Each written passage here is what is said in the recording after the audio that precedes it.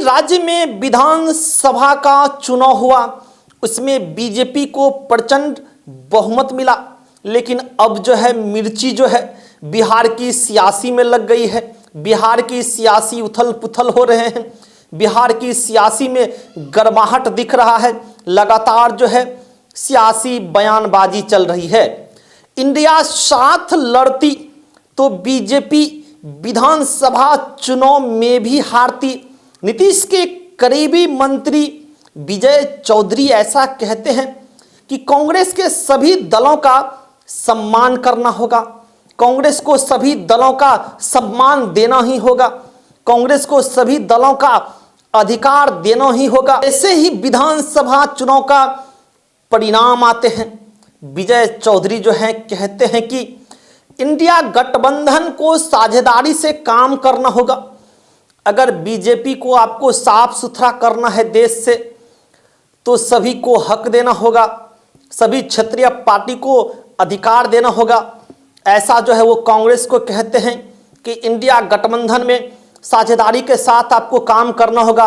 अगर इस चुनाव में भी जो 5 राज्य में चुनाव हुआ, इस विधानसभा में भी अगर सभी इंडिया गठबंधन के पार्टी एक हो जाते, एक होकर चुनाव लड़ते, तो शायद हम लोग जो सोचे थे वो करने में सफल हो पाते। शायद यहाँ पे बीजेपी का सरकार नहीं आती। ऐसा जो है विजय चौधरी कहते हैं, जो कि बिहार सरकार में मंत्री है, और साथ ही साथ ये भी कहते हैं कि हमें मंथन करना होगा, हमें सोचना होगा, हमें विचार करना होगा कि किस प्रकार से आगे की जो रणनीति है वो बनाया जाए। हमें जो है सभी विपक्षी दल को एकजुट करना होगा, तभी जाके हम जो है भाजपा को परास्त कर सकते हैं। 6 दिसंबर को इंडिया गठबंधन की बैठक में खुले दिल से सबको आना चाहिए। नीतीश कुमार की पहल के आधार पर गठबंधन हुआ था, पटना से ही इसकी शुरुआत हुई थी। साझा उम्मीदवार हो, हम लोग उम्मीद करते हैं कि कांग्रेस को आगे बढ़कर सभी क्षेत्रीय दल जो है, सभी क्षेत्रीय पार्टी जो है, जो उचित सम्मान हो वो कांग्रेस पार्टी दे। सभी को साथ लेके चलना होगा, सभी के बारे में, सम्मान के बारे में सोचना होगा।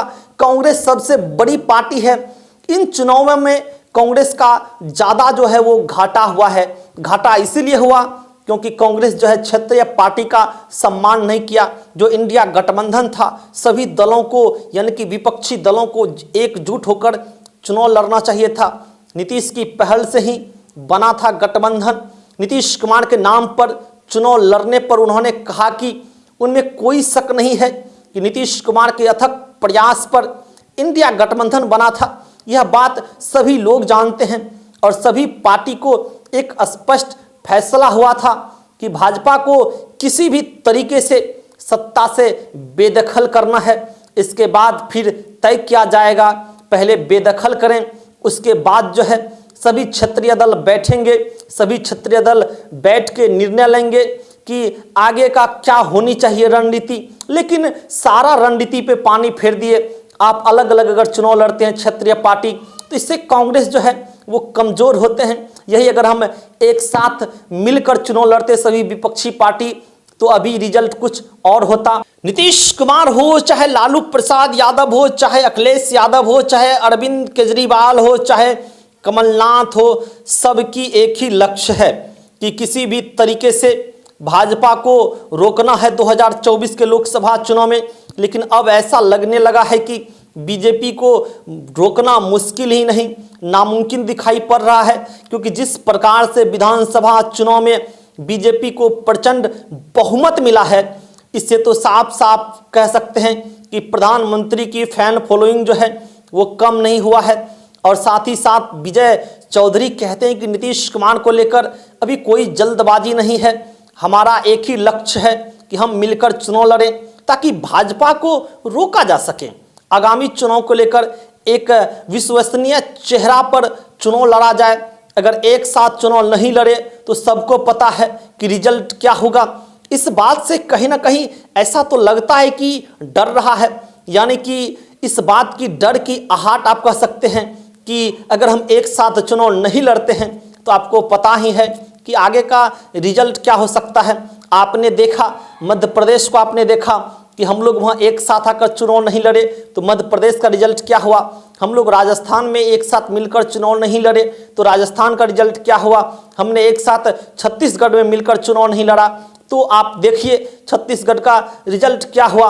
अगर हम सभी विपक्षी पार्टी जो हैं एक साथ मिलकर चुनाव लड़ते, एक साथ प्रचार करते और किसी एक बड़े चेहरा को हम लोग साबित करते, कोई एक बड़ा चेहरा रहता, उस बड़े चेहरे के नाम पर हम लोग चुनाव लड़ते, तो शायद आज जो है जो चुनावी हालात है, जो चुनावी परिणाम है, जो रिजल्ट आया है विधानसभा का, वो कुछ और होता। लेकिन अभी भी हम सबों को सोचना होगा, समझना होगा, सभी विपक्षी दलों के नेता को एक होना होगा, एक होकर हमें आगे का जो भी चुनाव है उस पर रणनीति करके हमें लड़ना होगा, तभी आप बीजेपी का सामना कर सकते हैं। अगर आप एकजुट नहीं होते हैं, विपक्षी एकजुट नहीं होते हैं, तो आपको पता ही है कि भाजपा का रिजल्ट क्या होने वाला है।